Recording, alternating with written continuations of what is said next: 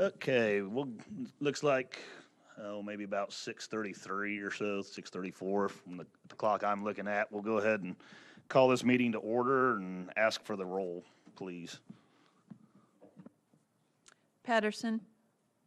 Petrie. Present. Furtado. Goss. Here. King. Marsh. Esri. Present. We do have a quorum. Thank you. We will then move on to approval of agenda and addenda.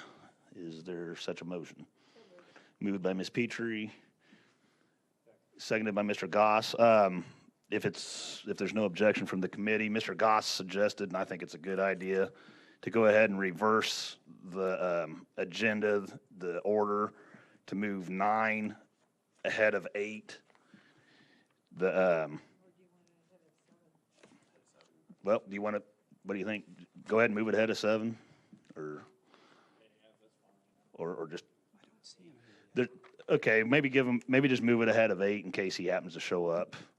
But the idea being, get the zoning taken care of because the ordinance may take a little bit of discussion. So hopefully get that taken care of earlier in the evening. So if there's no objection, we'll go ahead and do that. Amend the agenda in that manner. Seeing no objections, all in favor, please say aye. Aye. Opposed, nay. Thank you. That has been changed then. Okay, we'll then move on to approval of minutes from the ELEC committee meeting, June 7th, 2018. Is it moved by Ms. Petrie, seconded by Mr. Goss? Any comments or corrections to be made on those? Seeing none, all in favor, please say aye. Aye. All opposed, nay. Thank you. Those are approved. We'll then move on to public participation.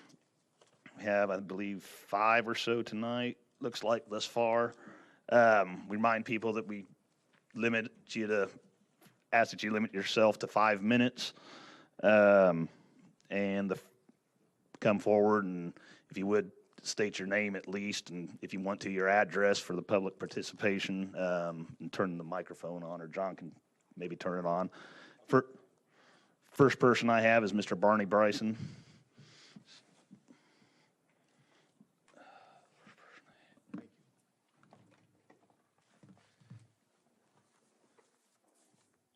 Good evening. Thanks for your time again. I was here probably a month or 2 ago on a B issue. Oh, sorry, Barney Bryson, 2102 Barnes Street in the county. There's been some updates that came along since then. I provided Mr. Gray with some information on the Kendall County ordinance, a Lake County registration zoning ordinance, and all this information's in those yellow packs. So at your leisure, I don't expect you to look at that. You got a full plate tonight. So I just want to run that through, and then I'll get out of your hair. There's another blog response from an apiarist called The Cold Rain, and there's another article in there on honeybee infestation and the complications that come with that, mainly health complications of people that are extremely sensitive to bee stings. The reason I bring that up is because while I was at the Illinois Fire Protection District's conference the other week in Peoria, my fiance girlfriend was sitting at the side of the pool and was stung behind the knee. Her knee swelled up, her leg swelled up, she started burning and itching, went to convenient care.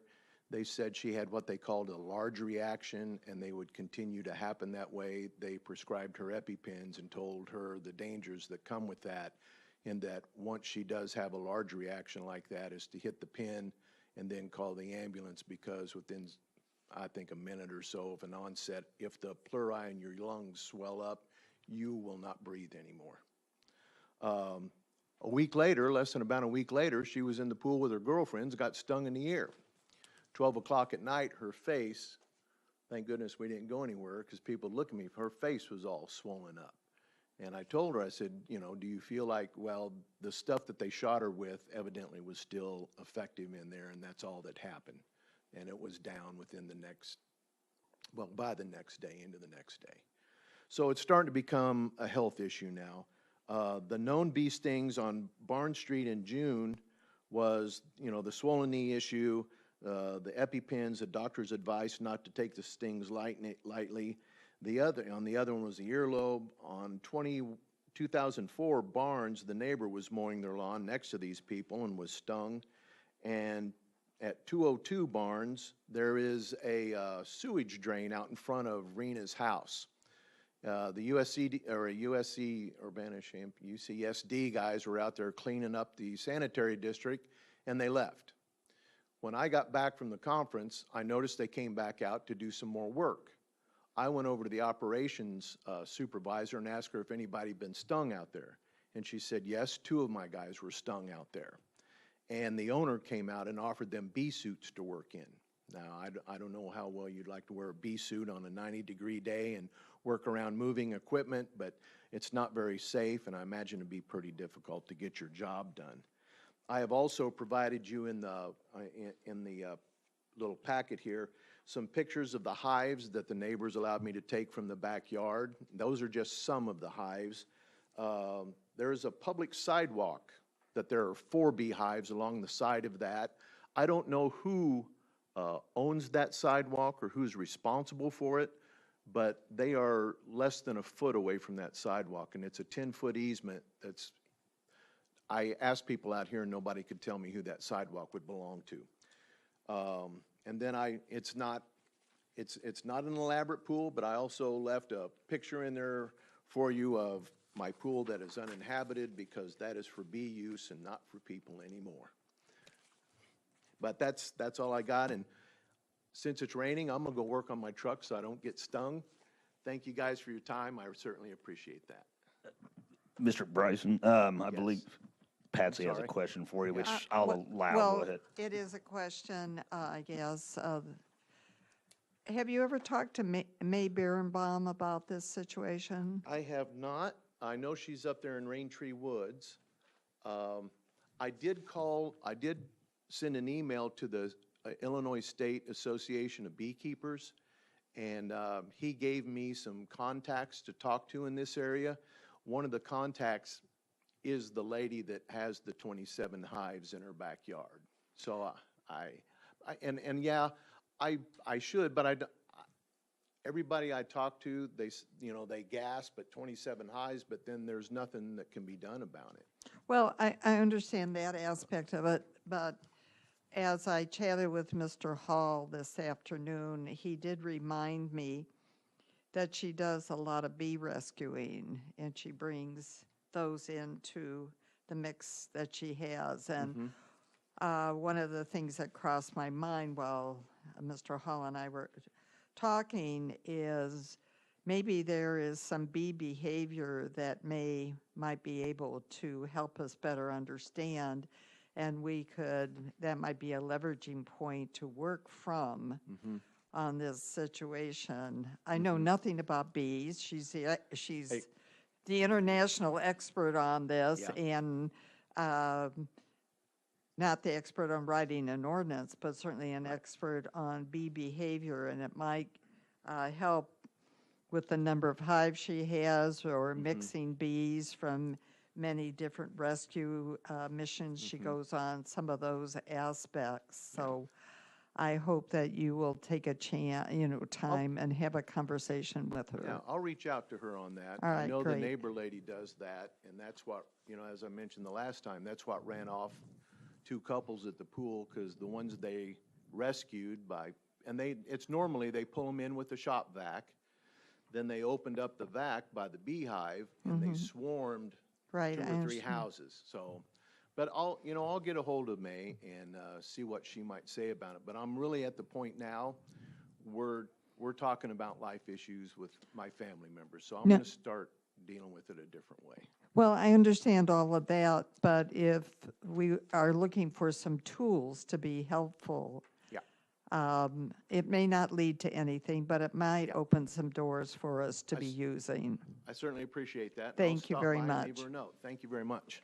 Thanks. Thank you, Mr. Bryson. Next, I have Mr. Patrick Brown.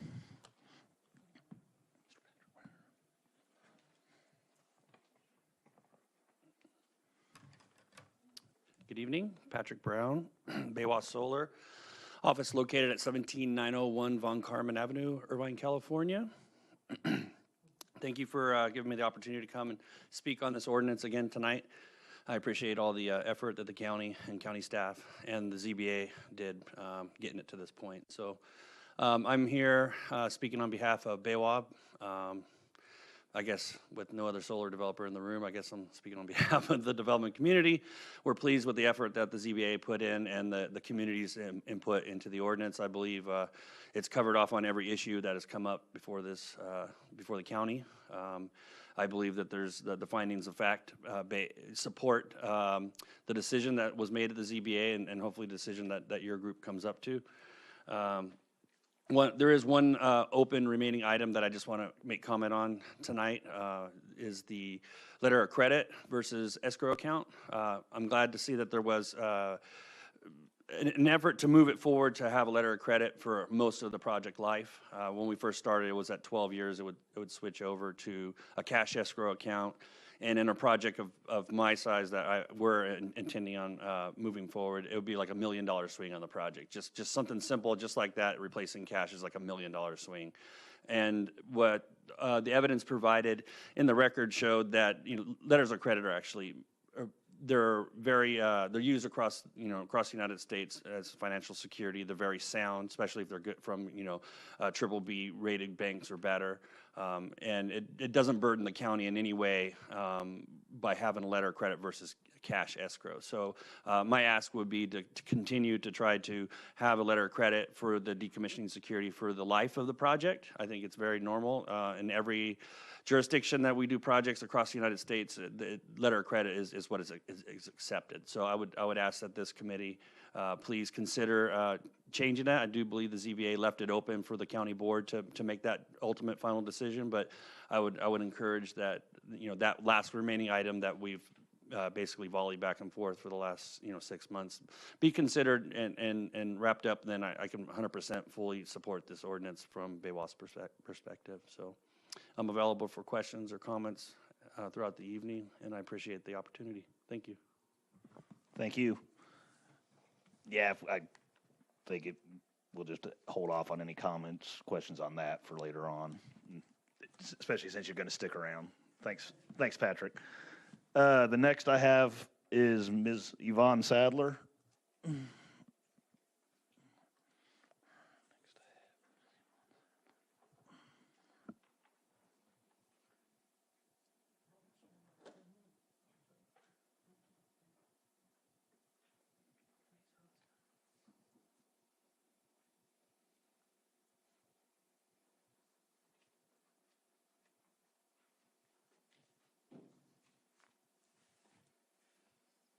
Hi, I'm Bon Sadler. I live at 2410 East Illinois in Urbana in Scottswood Edition. And we've been fighting for years to be able to live in this neighborhood continuously without, am I doing okay? Continuously, but it's growing so bad. We have people moving, my age moving out now, so, we don't really get new people in. There, we get a lot of renters, but very few homeowners. So we did do this, got the newspaper. I was listening to what Jamie Hyatt had to say, and it's always a wording. And it says that one house is to be referred to the state's attorney's office. I'd like to know how many cases it's been referred to the state's attorney's office from our area. I know there's other areas and you deal with them a little bit differently. And she had that in several places. And then one of them, she said, was pretty well cleaned up and everything. It now has 8 cars and probably a huge barrel of junk in it, and several sacks of garbage next to it. That was nice to replace that, and it did. In the backyard, our backyards, they mowed the front, most of them, but they don't, they put all their garbage and trash in the backyards. And they're not mowing it, and the landlords don't require them to do that. I have complained. 5 years ago, I went through this and did this also. I had a lot more response from landlords then than I do now. Now they just brush me off, of course. So, and another rule I think would really be helpful is instead of allowing one disabled car to be there forever, that you put a 6-month limit on it, because they're not doing anything. It isn't like in my day where the kids went out and worked on their cars and stuff like that. Now the car sits there up on something and it's just a junk car. And that would really be helpful. I am really disappointed about the school bus. I have I didn't keep all of Jamie's emails and such, but I do have 2 emails where she stated that that bus absolutely was not going to be left there. And that was another thing. Mr. Hall has approved for it to stay forever. And when we first was doing this, he said that he bought the bus to make an RV out of it. Of course, since then his health has really declined. He's been there for 5 to 10 years, and he can't make it into anything. And now he says it's there for protection. I also like to know if anybody ever checked up on how many gunshots were from that side of it. I've had gunshots next door to me, and as well as my house been robbed and so forth, but he didn't put that bus there for protection. He was going to make an RV out of it, and it didn't work out. It's time for it to go. It's just not something to be sitting around all the time. And he has a lot of other cars, but he has a lot of family, I guess, from what I understand now, that's starting to live back with him. But that would be very nice if they would do what they had said, and said absolutely an 8,000-pound bus, that's what we were told, was not allowed to stay forever. So, and that's it for me. I wasn't watching the time. I'm sorry. You still got a few seconds left if you want to speak. Not going to necessarily be a hard, fast 5 minutes, but around 5 minutes. Thank you very much. Thank you. Next, I have Mr. Michael Van Pelt.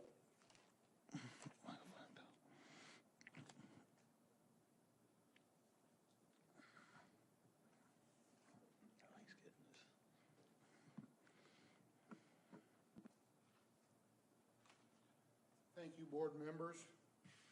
My name is Michael Van Pelt. I sadly live at 2424 East Green Street. For as shortest period of time that I can put up with it till I can get out of there, I thought I could make a difference in my community. For the records, because it does get recorded, could you speak into the microphone? You can pick it up by the base if you want to speak into it while standing. That's fine, but it'll help for the record. Okay. Thank you. I thought I could make a difference in my community. I'm a fool. I don't know what to do. I'm so depressed and sad. I'd like to thank Aaron. He came the other evening, came at 5 o'clock, and him and I toured our neighborhood. He spent 2 hours, took 2 hours out of his time. We drove around the neighborhood. I showed him the problems. A year ago, I was at this committee meeting. Here's my pictures from a year ago. It don't matter. You can look at this side, because here's the pictures again from this year. Nothing has been done. We've had 1 or 2 victories and 8 or 10 defeats. We take 1 little step forward and then we take 10 backwards. Now, school bus man is a blight in our community, and he's going to stay because we're not going to do anything about it. So now over at 206 Scottswood Drive, property owned by Mr. Julio Crispin, who owns Crispin Auto Sales. He's a slumlord. Now I got some hill jack living there that's running a dump transfer station out across the street from me. Says right on the side of his truck he hauls junk and trash. Brings it home, dumps it in his driveway. It might stay there for 4 or 5 days, and then at night his truck leaves, and he goes and probably finds somewhere to dump it, because I don't think he's dumping legally, because I don't know why trash goes out at night and the truck's empty in the morning. Had a junk trailer parked out on the street in front of my house, which is because it's across the street from him. He had broke the axle, so it sat in the street, and the sheriff come. I called the sheriff, and the sheriff called him, told him that he had to get it off the street, no plates on it, no lights, so he drug it up in the yard. He tore shingles off of a building. They're piled up there with a tarp thrown on them. And why I'm so angry, I thought I could make a difference in this community. I had negotiated to buy the house at 208 Scottswood Drive. It's been empty now for about 2 years. It's owned by an elderly lady. She doesn't want to mess with renters anymore. And I didn't want another trash pile across from my yard. So I had made arrangements to buy it. I was going to fix it up and rent it out so I could control who lives across the street from me. And I don't want to sound some redneck. I don't care if you're black, green, purple. I don't care who you sleep with. As long as you mow your yard and are a responsible citizen, I don't care who lives across the street from me. I just don't want the junk and the trash living across the street from me. And that's exactly what's going to happen at 206 Scottswood Drive. My banker came out. My advice to me was, get out of this community, Mike. Get out. He wouldn't loan me the money on that house. He said, get out. I'm not a quitter. I'm not one to surrender easily. But if you guys don't do anything, 206 is going to remain a junkyard. 208 is going to turn into another blight, another blight, another blight. You can see what's happened in Danville, Illinois now.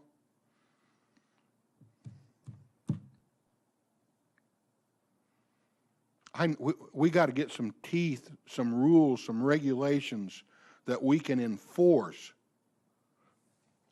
People shouldn't, I don't know if you guys know Betty that lives in our neighborhood. This is the house, it's all beautiful, it's got the flowers, the yard's landscaped. Look what Betty lives next to. Look what's in the back of Betty's yard.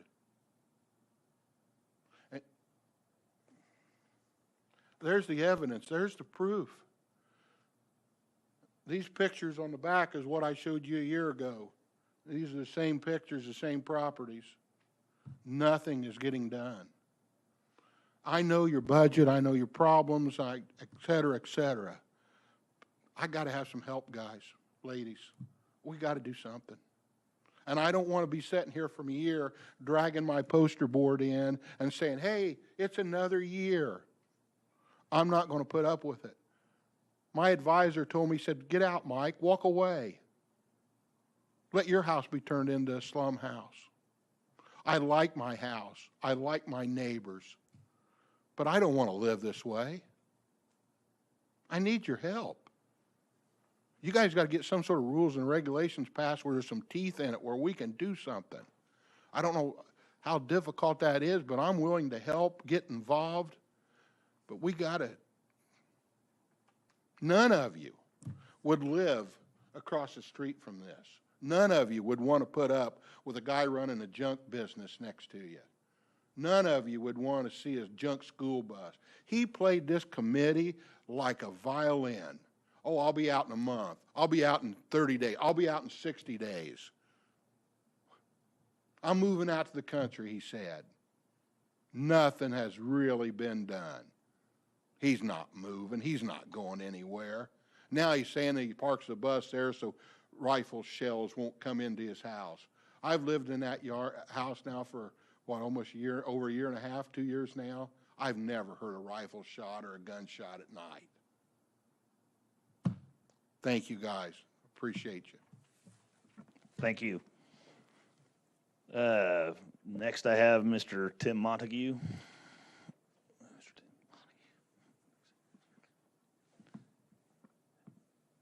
And Mr. Van Pelt turned the microphone off, so if you, right there you go, thanks. I'm Tim Montague. I live at 2001 Park Ridge Drive in Urbana. I am a solar installer professionally, so I have a vested interest in a good solar ordinance. My comment tonight is that the ZBA's time, the 4 months,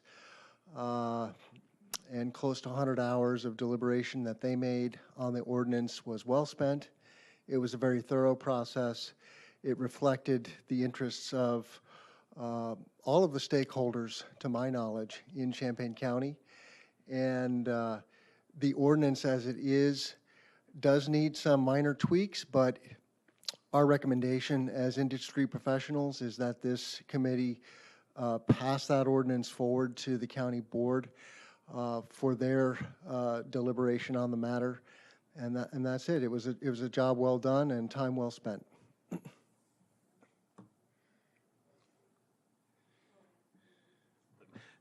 Okay, Patsy wants to know, Mr. Montague, if you're going to stick around as well.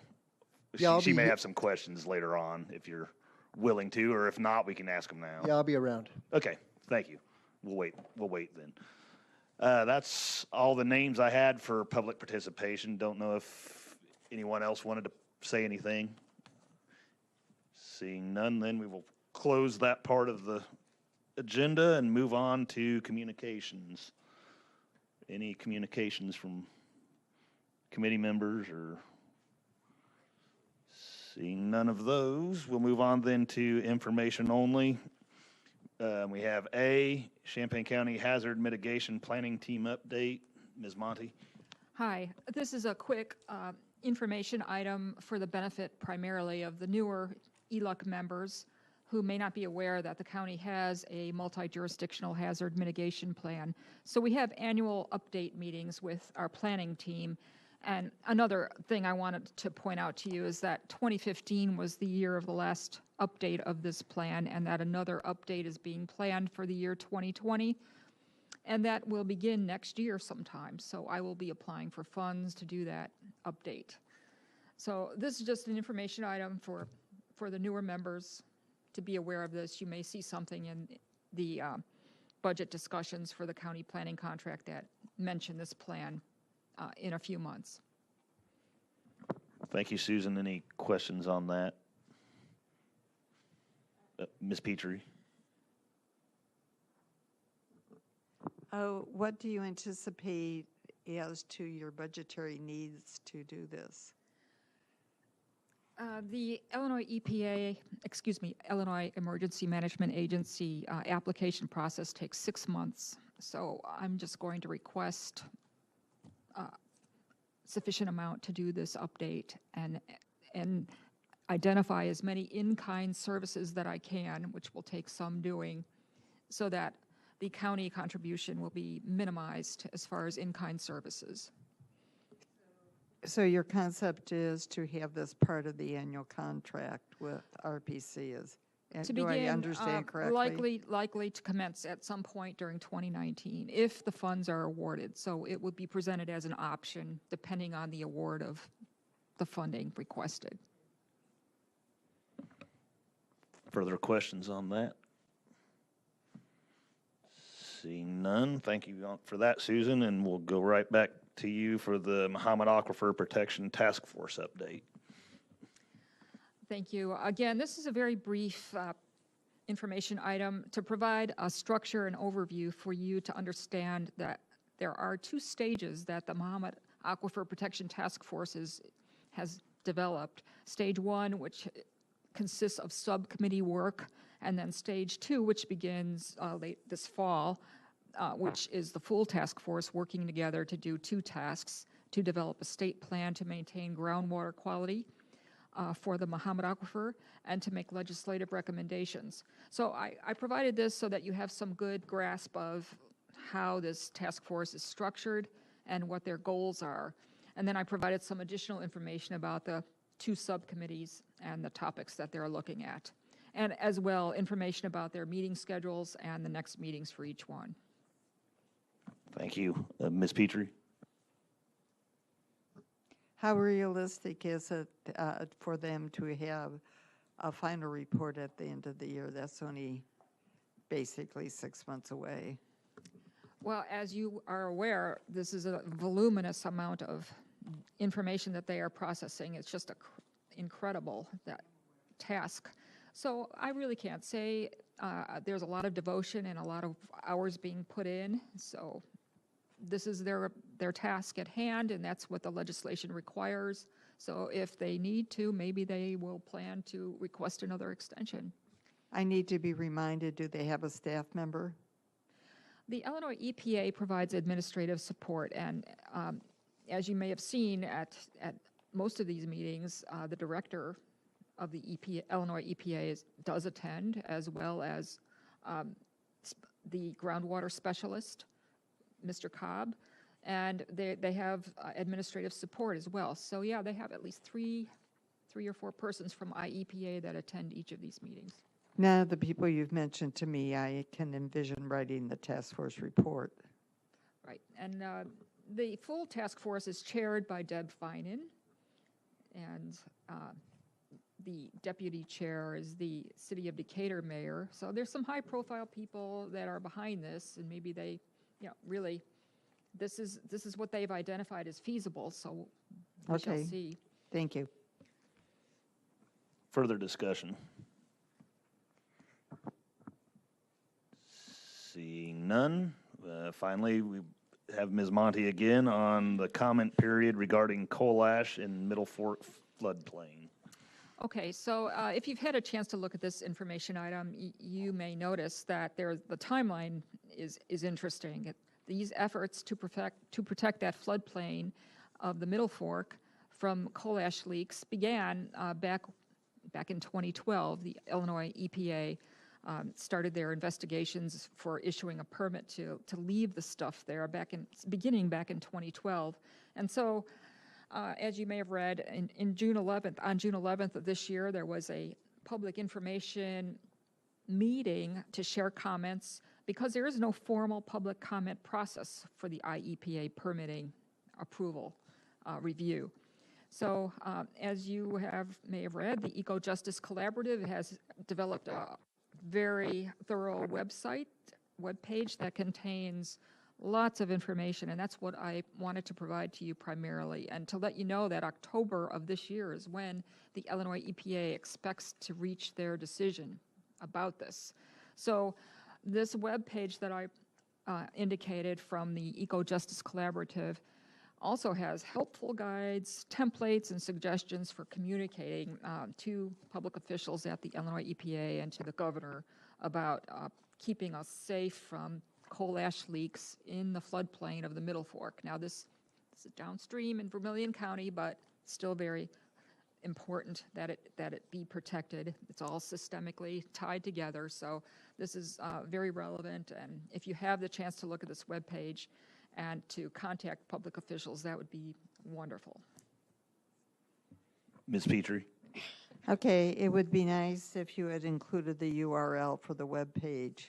We're not reading it online. I see. Okay.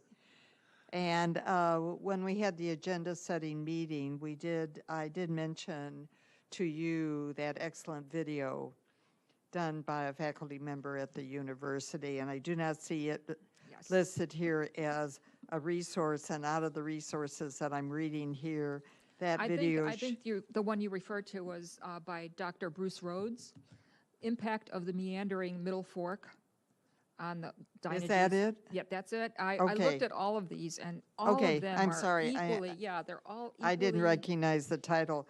Well, then I'm glad it's listed there because it is worth 12 minutes and 20 And as are the other second. three listed. But this one really shows why this is such an important issue, That's true. because he has demonstrated in 12 minutes beautifully how that river can come in and wipe out that coal ash pit and just send it down to New Orleans. So, and probably out of all of these listed here, it's the most educational of And the at the group. June 11th meeting, Rick Cobb of the IEPA, one of the ones linked to here, one of these presentations, talked about in perpetuity protections for this area. And so that would involve and imply that they're looking very seriously at removing the coal ash option from the site. So it's like what will they decide? This is your chance to urge them to decide to require whatever you think is the best protection option. Well, after seeing that video, even though removal is very expensive, it seems to be the only solution unless some engineer comes along and really can figure out a permanent diversion, because that river will just come right in and wipe it. Exactly. Yeah, thanks. Further discussion on this topic?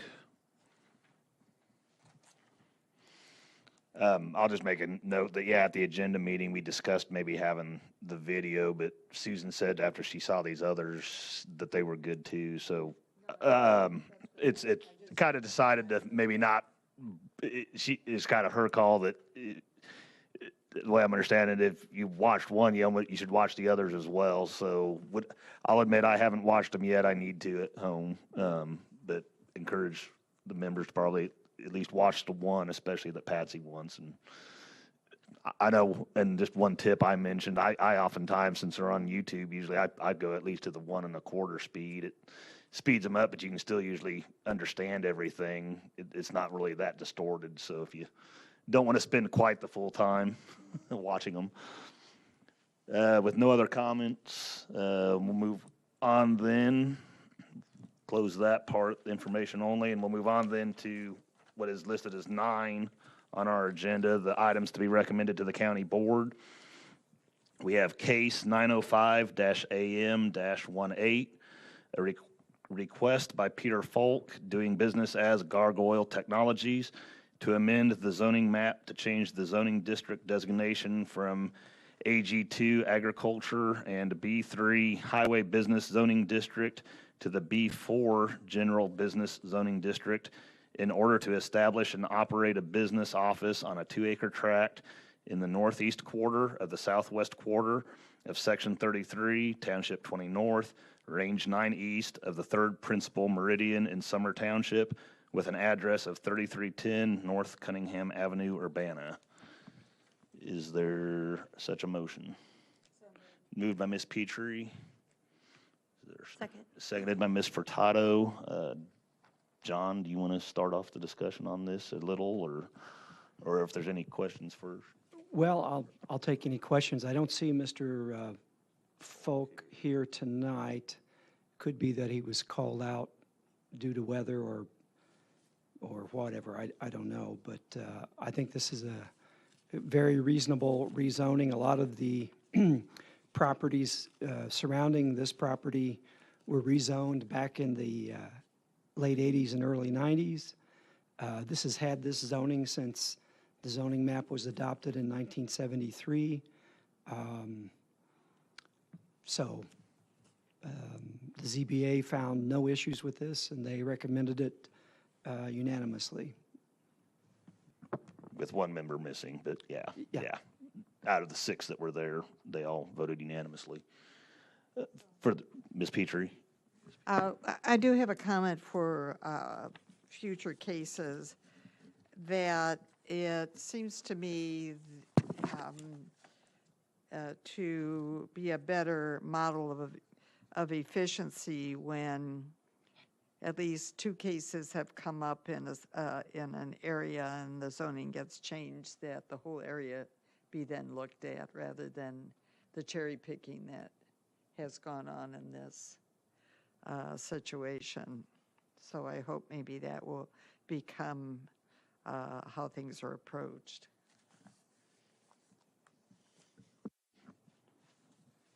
Further comments, questions on this? Gargoyle Technologies is, by the way, just if you don't know, they're wireless internet. So, Mr. Goss? Yeah, just one quick comment. I couldn't really tell from the plat here. The drainage easement Is it going, it says natural landscaping, is it going to be fenced? We're going to work with the petitioner on that. I can imagine some fencing that would, let the drainage flow through without any problem, but any fencing is going to catch debris and could be a problem. I'm actually talking about him encroaching into that because it could be easy to get, I don't know what he's going to store back there. It's a pretty large space. But if you start storing things back there and you get back there, it's a little soft. The next thing you know, you've trashed the swale, and it does flood out there already, so. Yeah, I had the same concerns. I had recommended going so far as to impose an actual dimension on the easement, but the ZBA didn't want to do that. The comments of Mr. Folk at the public hearing makes me believe that he is very sensitive to the fact that that is a wet area that carries a lot of water. I can't imagine he's going to want to put his storage there, but we will work with him in the site plan review, and I think this will all work out. Yeah, I just think it's really easy, especially if the business grows, to somehow, I ended up back there, and then I don't think we've got much teeth. I mean, we can go out there, but we're back to trying to enforce it again. So if we can get him to at least, and I'm not talking fence across what would be the east-west road, I'm saying an interior fence in his property to try to kind of keep him off of it, because it is an easement as opposed to just a swale. So that was my only comment. Further comments, questions on this? Ms. Petrie. I have a question. This is long-term because, as we discussed at the agenda meeting, this is Summer Township and they're short on funds. But if you then put a fence up and they want to come in and put drainage along that ditch road area, then the placement of that fencing needs to be such that it doesn't have to be moved again. Okay.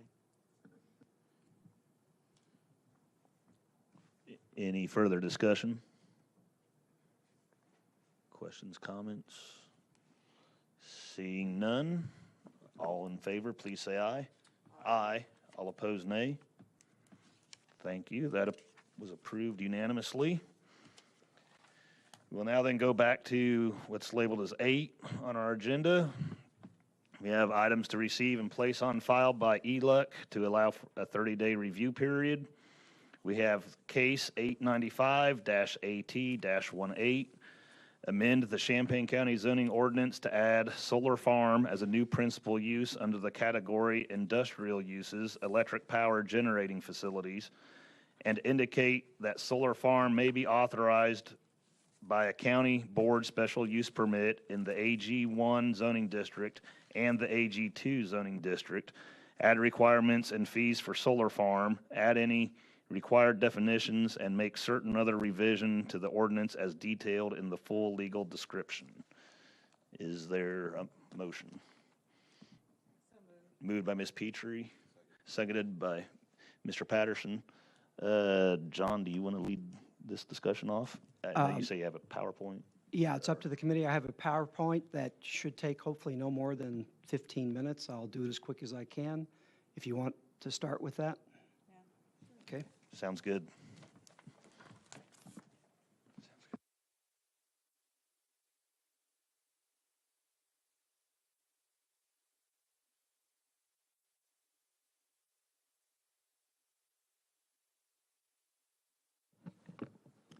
And I believe Mr. Hall said if you have questions while he's giving it, that'd be the time as he goes through it. Is that correct, John? To ask him. Absolutely correct, yeah. You That, like, each have a if you copy of the PowerPoints, not that they're good PowerPoints, but if you think of something while I'm talking, it gives you something to write them down on. There's a table of various noise levels. A version of this table was used in the public hearing. This table has been updated based on the ZBA recommendation. There's a handout of 11 by 17 pages that documents our review of other Illinois County solar farm ordinances.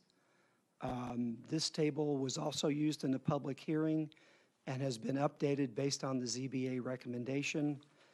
And a second table regarding fees. Again, this table was used during the public hearing, and it's been updated with the ZBA recommendation. Okay. I'll just make a comment. Don't necessarily, if you have a question to the committee members, go ahead and just ask it. I mean, don't necessarily wait on me to call for you. Okay, so this committee last looked at this proposed amendment at their February meeting. The public hearing opened on March 1st. Someone suggested it might be over in a month, but that did not happen. It closed on June 28th. There were 9 meetings lasting approximately 26 hours. We received comments and email from 96 citizens. Many of those citizens provided multiple comments and emails. The ZBA recommended on a vote of 4-2 with 1 absent. And tonight, the task before the committee is to either affirm the ZBA recommendation or remand back to ZBA for additional public hearing. Questions. Did you break down that citizens? You said same citizens submitted multiple comments. So the count of 96 is 96 different citizens, actually different citizens. Yes, 96 different citizens. Okay, fine. And then would you just briefly summarize the reasons given for from the people who voted no, the 2 people? ZBA members don't generally state why they're voting no. In this instance, one of the board members throughout the hearing was consistently concerned about using best prime farmland for solar farm development. And I have to believe that's why that board member voted against the final recommendation.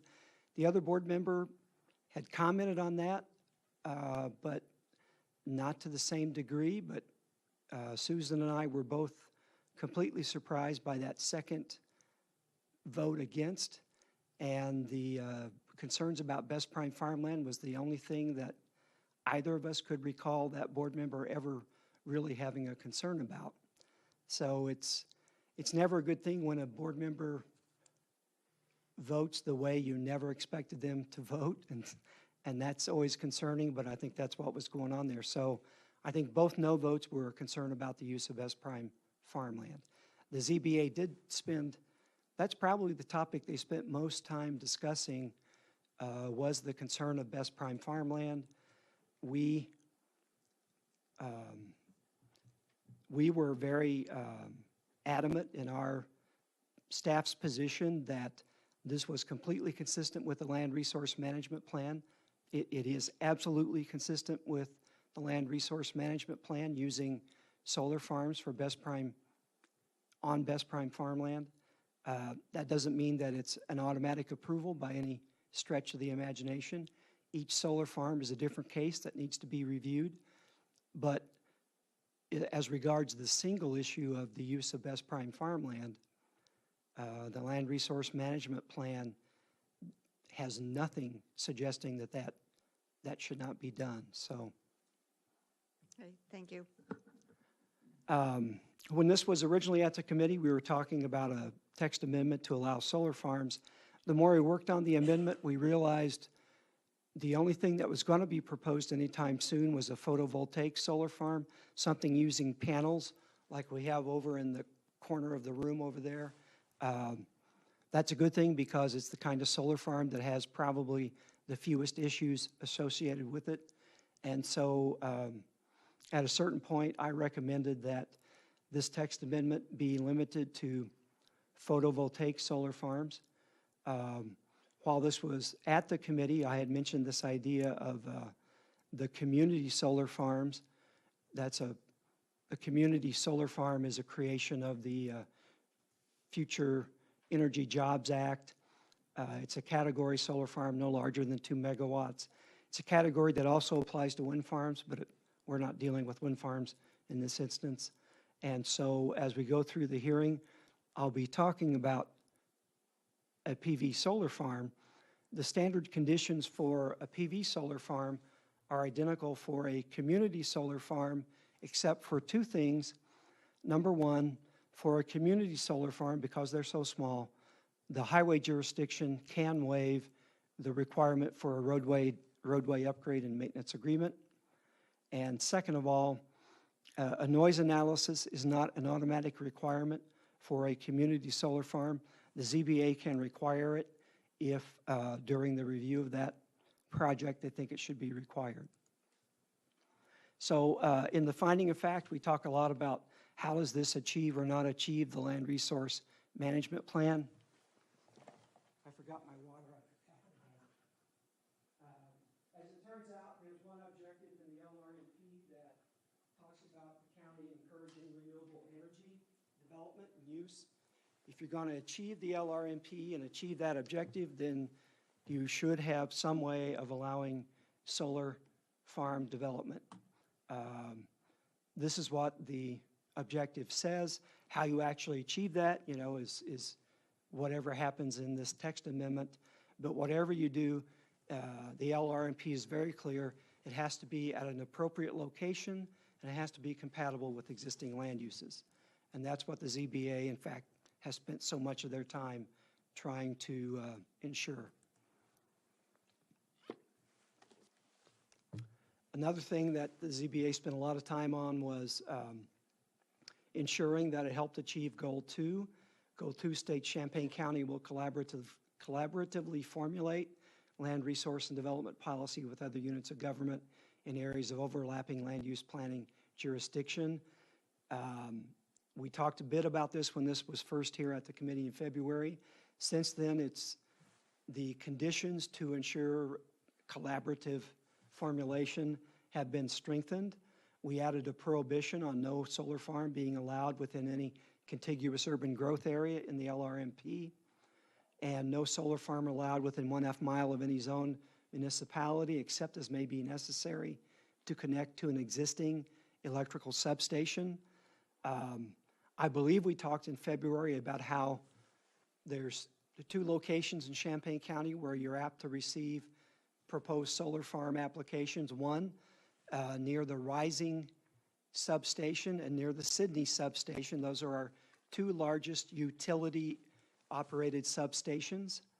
They're both the Sydney substation is within 1/2 mile of the village of Sydney. The Rising substation is actually not within 1/2 mile of any municipality, but it is within the ETJ of, I believe, the city of Champaign. Now, again, when I talk about prohibitions, everything to do with the solar farm is a standard condition. It can be waived in any special use permit based on the findings, but the reason these are simply standard conditions and not actual hard and fast zoning ordinance requirements is it makes the processing of a special use permit much simpler. We try to make any neighbor aware of the waivers at the beginning of the project, but other waivers may come up during the review of the special use permit. So that's the nature of a standard condition. The solar farm developer must provide notice to any municipality within 1.5 miles. This slide is in error. It says 1/2 mile. They have to provide notice to any municipality within 1.5 miles of the proposed solar farm. And then the zoning administrator has to notify the municipality of the ELUC and the county board meetings where that solar farm will be reviewed. We already send notice at the beginning of the public hearing to that municipality. Our bylaws require that. Our bylaws do not require us to send notice prior to ELUC and county board meetings, but sending that notice is a way to make sure that the municipality knows about those meetings, and if they want to come and weigh in on it, it gives them a better chance. We received a lot of comments during the public hearing about municipal coordination. All emails that we received are listed in the documents of record. It doesn't say what the email was about. It just says we received the email. And all testimony is summarized in the finding of fact and in greater detail in the approved minutes. Go for agriculture. There's several parts of this amendment that we felt helped contribute to achieving Goal 4 agriculture. Goal 4 says Champaign County will protect the long-term viability of agriculture in Champaign County and its land resource base. First of all, the section 615B of the amendment talks about where a solar farm should and should not be located, and that's the first step towards making sure that the solar farm is at an appropriate location. 615D3B talks about how the fence has to be a minimum of 10 feet from a property line to prevent interference with agriculture. By the way, the fence has to be much further away from an adjacent residence, but when you're out there away from any residence and you're just interested in the proximity to agriculture, there has to be at least 10 feet between the property line and the fence to make sure that that fence is not interfering with agriculture. 615F of the amendment requires several mitigations related to farmland. During this public hearing, we realized our farmland mitigations do not talk about protection of drainage district tile, so we added new protections for drainage district tile. We don't know where all drainage district tile are. In the context of any public hearing, we may find out better where that tile is located, and so this amendment talks about a no-build zone around drainage district tile to make sure that we're not putting that tile at risk. Also included is a requirement for no more than minimal disturbance to best prime farmland. During the public hearing, we actually calculated how much actual disturbance there would be to best prime farmland from one of our applications. We found out that that was about the same amount of disturbance as would happen by the amount of homes that could be built on all of that farmland. We plan to do that for any solar farm that gets proposed. There will be a report about disturbance to best prime farmland. And then one thing the amendment requires is a requirement to establish a vegetative ground cover inside the solar farm using primarily native species of grasses and flowering plants that will serve a secondary habitat purpose. I've got to tell you, that is not going to be an easy thing to do. It's going to be expensive and it's going to take a lot of work. Given the comments that we received about the concerns of best prime farmland, this is a way to make sure, I think, that the solar farm is not harming the best prime farmland and in fact giving it a chance to rest and maybe even become better farmland over time. I know that all remains to be seen. Hopefully no solar farm will ever have to be decommissioned, but one thing that the amendment includes is a requirement for a decommissioning and site reclamation plan to ensure that, if that solar farm ever stops being a solar farm, the land can be converted back to farming. Different than our current wind farm requirements, this requirement requires an ag impact mitigation agreement with the Illinois Department of Agriculture. And just like our wind farm requirement, it requires a roadway upgrade and maintenance agreement. And of course, that, like I said before, that can be waived in the instance of a community solar farm. Mr. Goss.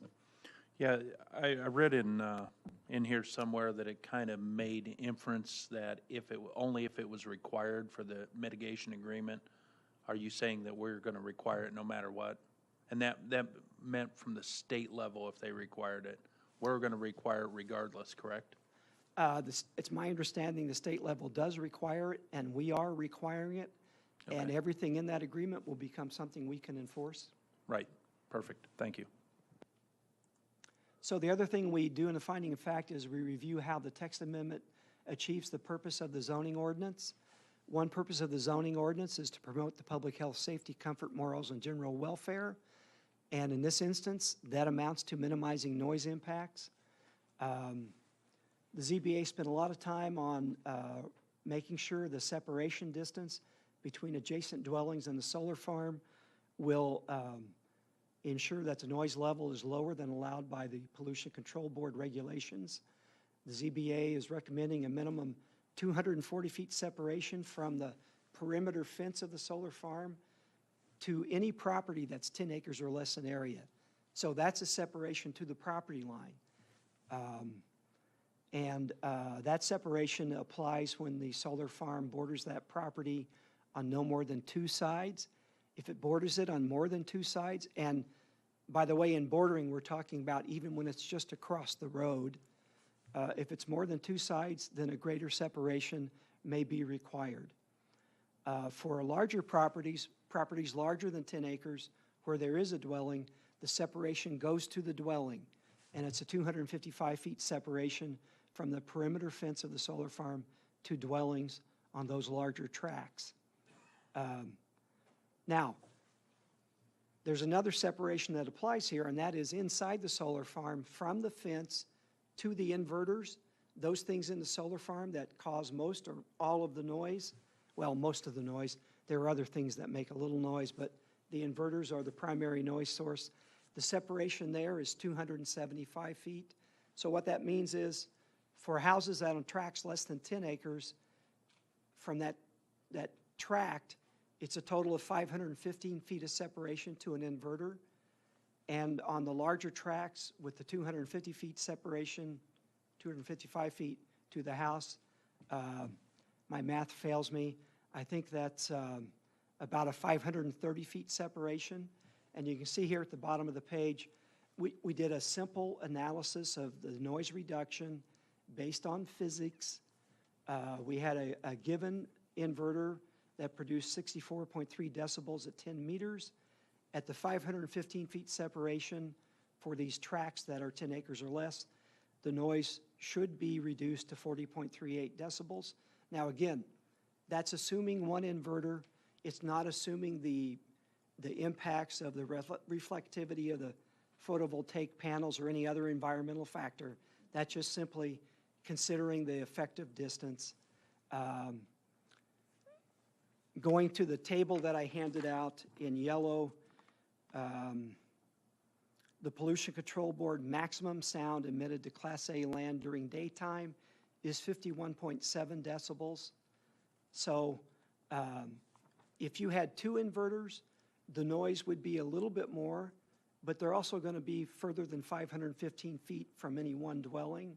So, you know, I'm not going to guarantee 40.38 decibels in every instance, but the point is you've got more than a 10 decibel cushion between that and the Pollution Control Board maximum. I don't think you're ever going to be at that maximum. I hope you're never at that maximum because that is a very high level. I can't imagine that's ever going to happen. For big solar farms, you're going to get a noise analysis, so you'll know that ahead of time. If you see anything on a community solar farm that makes you think noise is going to be an issue, you can always require a greater noise analysis. But I don't think that's really going to be much of an issue for a community solar farm.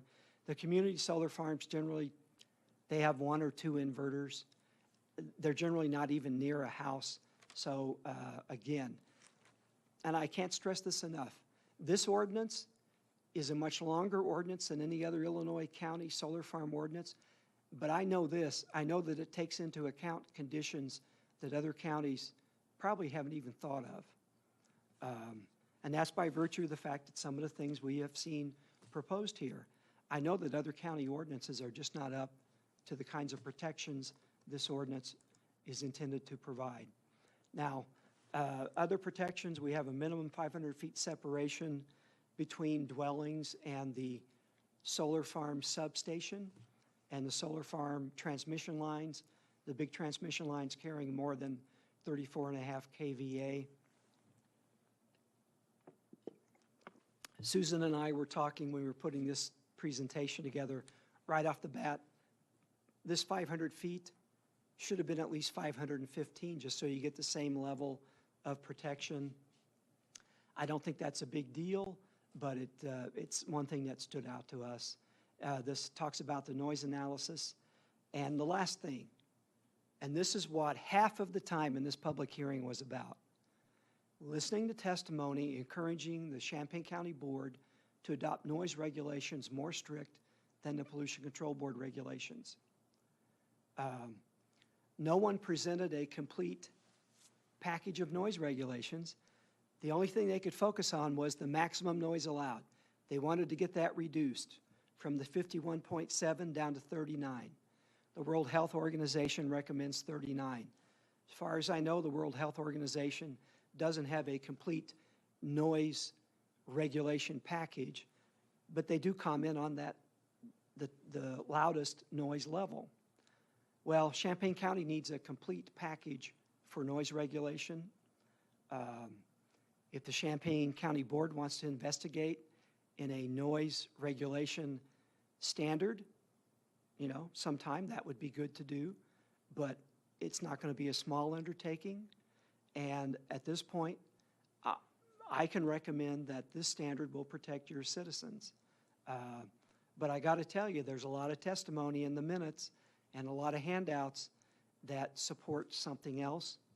And I wanted to make you aware of that. I have some clarification questions. If we can go back to page 10. As I was reading the notes that you sent out, and thank you for those very detailed notes,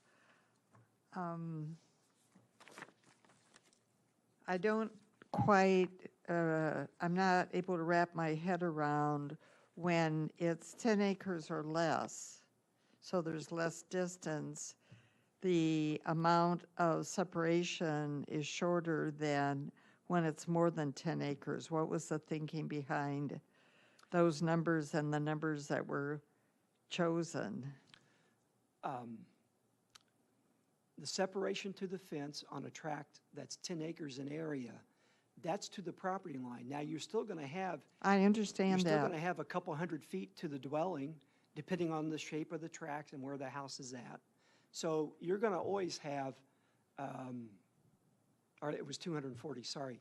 You're going to always have more than 200, I should say, you're going to always have at least 255 feet of actual separation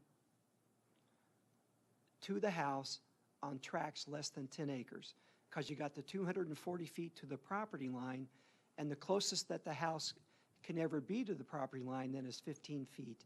That's your minimum side yard. So it's probably going to always be greater than, and the ZBA settled on 255 to the dwelling on these larger tracts, reasoning that, okay, it gives you the 240 feet to a property line and then the minimum 15-foot side yard. Okay, and what's the definition of dwelling? It's a building with a kitchen and a bathroom used for the domicile of a family. So it's not a barn, it's not a shed. There should only ever be one dwelling on a property. Okay. I'll just make a comment. I know it was brought up, the idea of what if you have a tract that's like 40 acres? I mean, just saying if it happened out there, you're going to require the further distance around that whole 40 acres, you know, the 240 minimum or whatever, or whichever it is, I guess. Not it would up. be 255 to yeah. the dwelling and then 10 feet around the rest. But the idea was, yeah, instead of, you know, having that larger 240 or whatever away from the property line around that whole 40 acres, that'd be a lot of just Distance. a strip that Yeah. isn't Right. really used for much. I guess, I mean, maybe the farmer could go in there and plant it, but that isn't necessarily real easy to do either. So, yeah, just it cuts it back because it's like, well, after you get so big, it doesn't make sense to keep that further setback. Okay, and then to the determined noise level, why wasn't there a compromise down to, say, 40? Well, if You you're are gonna, talking is if you can assure that 51.7 is going to make everybody happy, and is that, there's no good data to know that, to make that kind of statement, right? From what I heard at the hearings. no good data to what? Say that 51.7 as a level is going to make everybody happy. It's just what's been established right now that everybody's grabbing onto as a number, yet you have a diverse number that's coming out that's what, 37? Wasn't that what you said? 39 was what some 39. folks would recommend. Okay.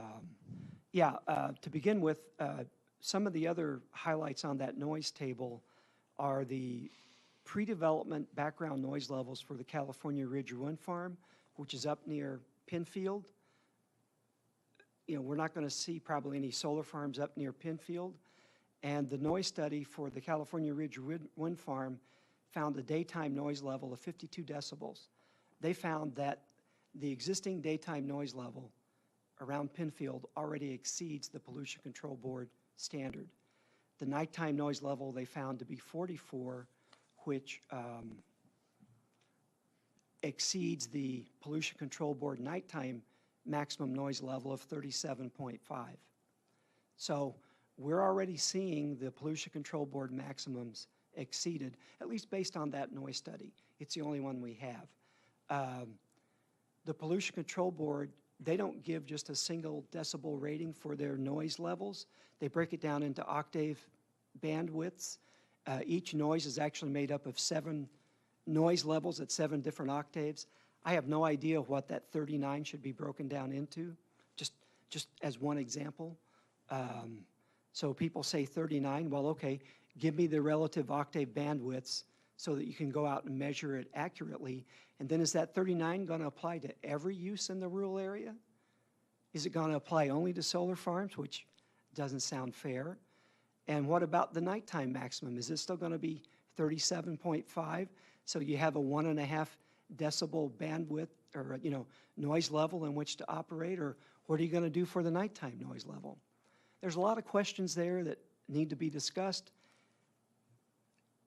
I can tell you this, anything like that you want to do in Champaign County, you're going to get the comments from hundreds of citizens. It's going to take hours and hours of ZBA testimony to work it out. And it's going to take so much time that it will make this solar farm amendment look like a cakewalk, simply because everybody wants to weigh in on it, as they should. But if the county board ever wants to take that on, we're willing to do it. Well, I guess some of my focus is there's not a lot of density of population up in Penfield, and there's much more density of population, especially the location of that transfer station in Sydney and the development that's going to be going on around Curtis Road. Yeah.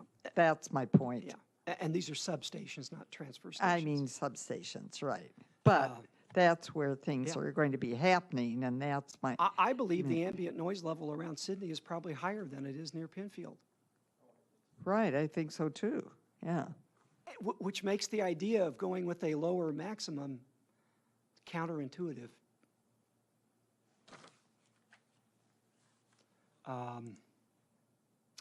Let's see.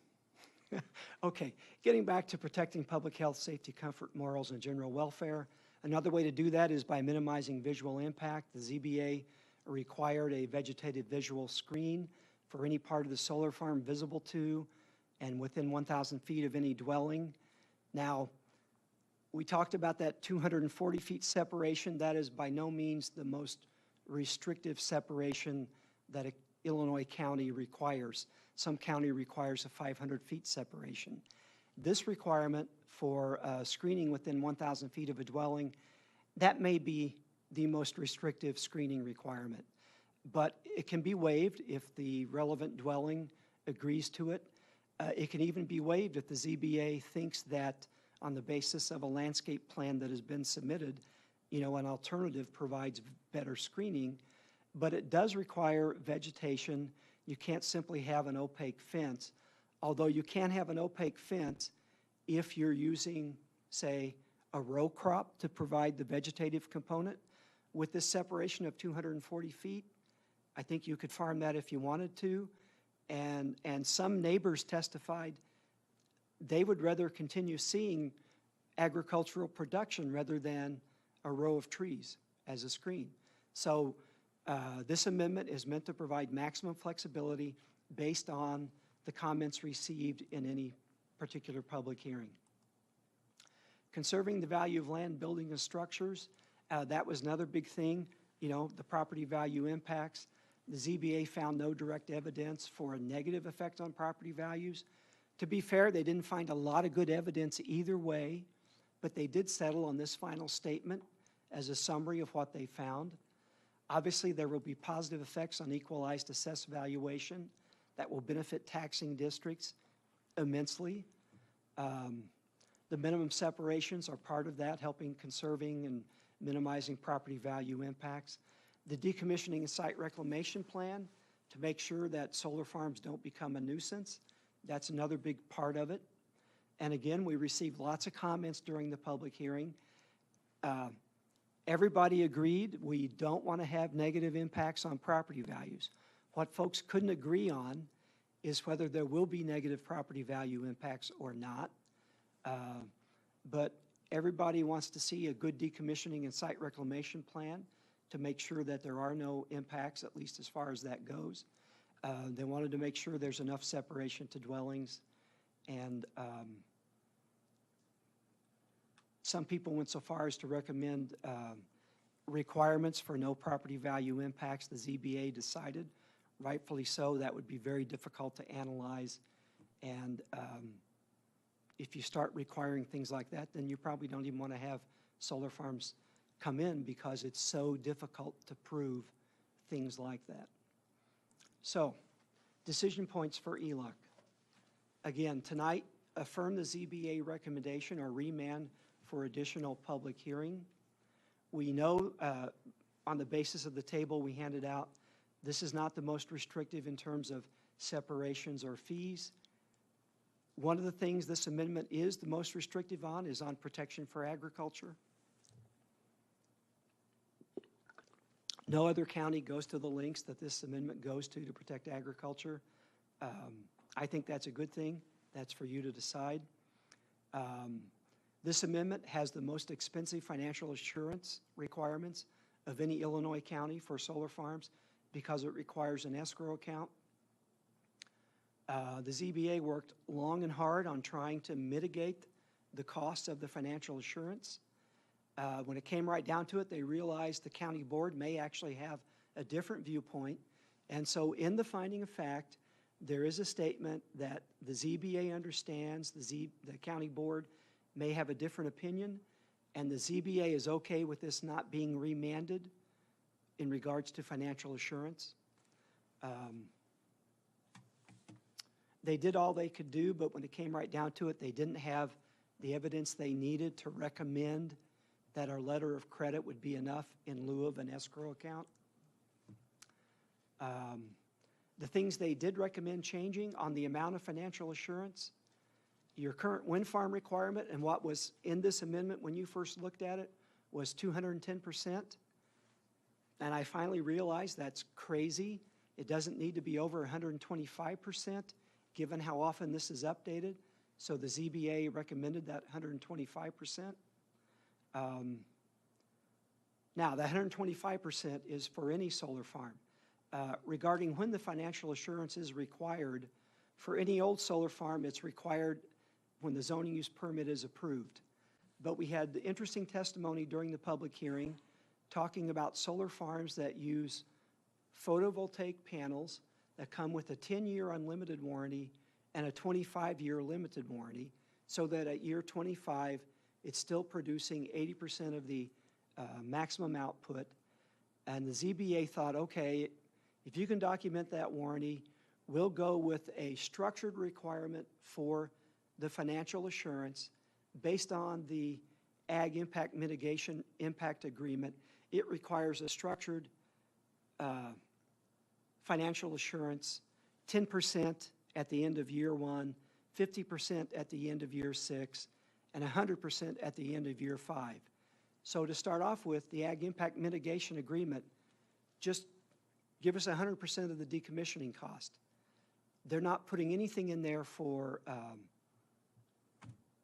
like 10% for what is, I can't remember the term, it escapes me right now, but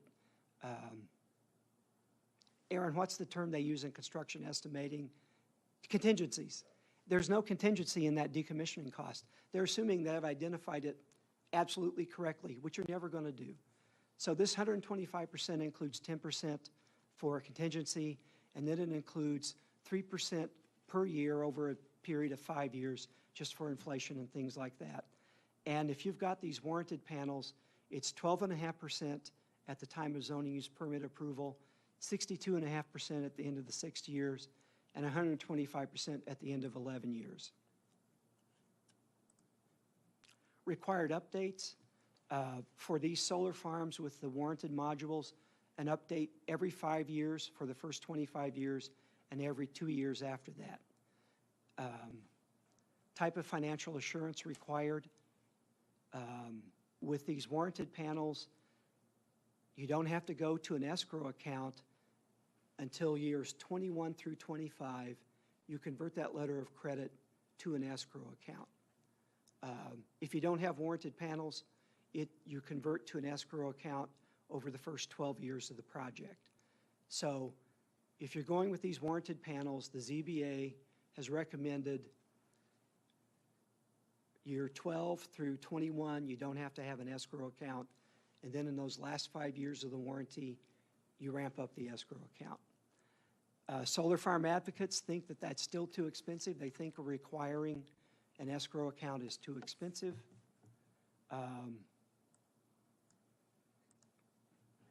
So we have a little comparison of escrow account with letter of credit.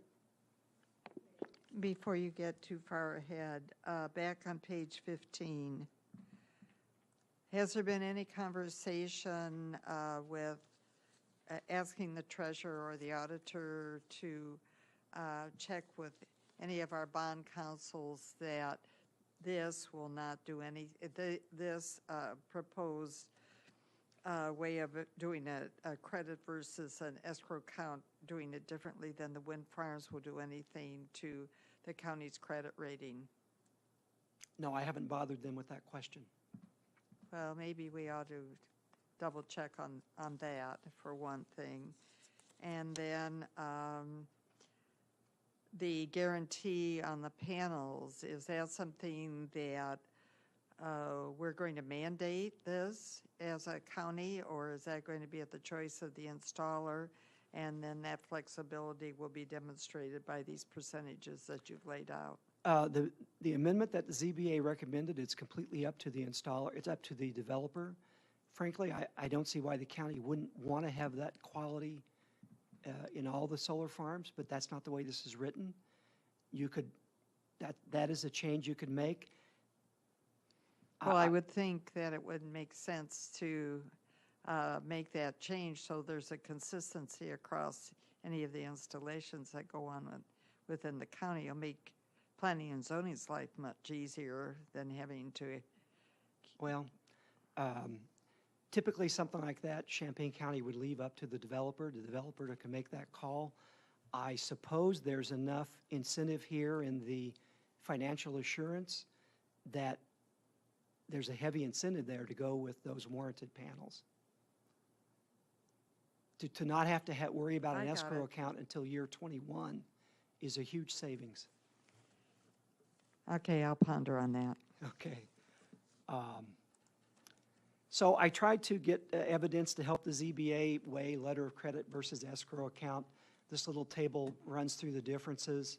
You know, the escrow account, it's cash that can't be used for anything else, period. You set aside that cash, and that is just huge. The letter of credit, the bank provides that based on, you know, their understanding of the developer. A letter of credit costs about 1.5% of however much is guaranteed. The escrow account, again, it's difficult to say, but it's probably approximately 10%, maybe more, maybe less, depends on the cost of capital for that individual developer.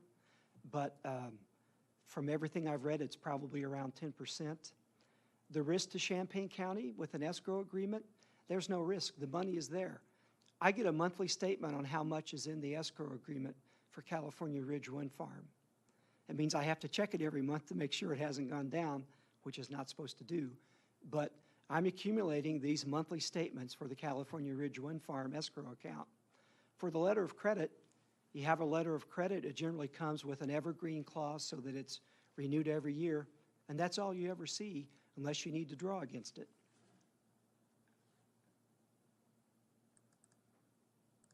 which is something I hope I never have to do. Ease of making a draw. Both of these things have a standard form for making a draw. The escrow agreement that was approved with California Ridge has a standard form for making a draw. Same way with the letter of credit, although the form is part of the decommissioning agreement. Now, something we found out in this public hearing is when you go to make a draw, can there be any issues? And with a escrow agreement, there can actually be a dispute about that draw. So you're going to make the draw because you've been told that they're not going to reissue the letter of credit in case you're not there all the way, or there's some problem. There's actually a provision in the California Ridge escrow agreement for a resolution of disputes, and one resolution is there just is no draw until the dispute is resolved. I didn't know that before this public hearing. That bothers me. With the letter of credit, the general approach is let the draw happen and then you settle the dispute later. There's a phrase they use about, I think it's pay now and litigate later, but this is well-established fact. I sent this information to the state's attorney's office. They began checking into it. They said, yes, this looks correct. And then Jacob Krogert, our ace assistant state's attorney, left employment with Champaign County, and nobody has worked on it since he left. So, you know, this is something that you'd want to probably have the state's attorney look at, but this is what we found out in the public hearing. Now, last thing, another reason why I like an escrow account, can the funds be used for refurbishing the solar farm? And yes, with the escrow account, they could turn in the escrow account into a new letter of credit, use that money to refurbish the solar farm with new panels, and you'd start the process off all over again. With a letter of credit, you don't have that account to convert, so that can't happen. Now, on the other hand, the solar farm developer hasn't had his cash tied up in an escrow account for all those years, so maybe refurbishing wouldn't be so much of a problem. But that is one difference that we found. So again, affirm the recommendation from the ZBA, vote to change the requirement from an escrow account to only a letter of credit, and affirm the rest of the recommendation, or remand for other changes. I don't know what those would be, but I'm here tonight to help you try to, you know, figure that out. Sorry that took longer. Ms. Furtado, go ahead. I just would be curious, Jim, do you have any thoughts about the escrow versus the letter of credit?